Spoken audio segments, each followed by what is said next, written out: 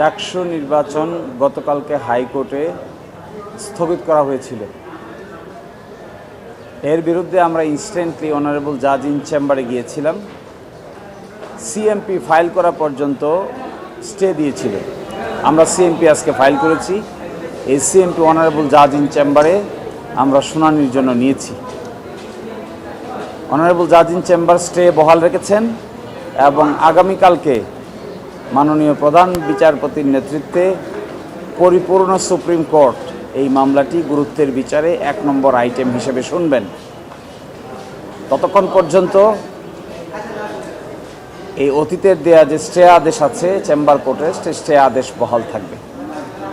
আর আগামীকালকে সুপ্রিম কোর্টে শুনানি হওয়ার পর পূর্ণাঙ্গভাবে ডাকসু নির্বাচন সংক্রান্ত আলোচনা চিফ জাস্টিসের নেতৃত্বে পূর্ণাঙ্গ বেঞ্চে অনুষ্ঠিত হবে। আগামীকালকে চূড়ান্ত সিদ্ধান্ত দিবেন মাননীয় প্রধান বিচারপতির নেতৃত্বে পূর্ণাঙ্গ বেঞ্চ।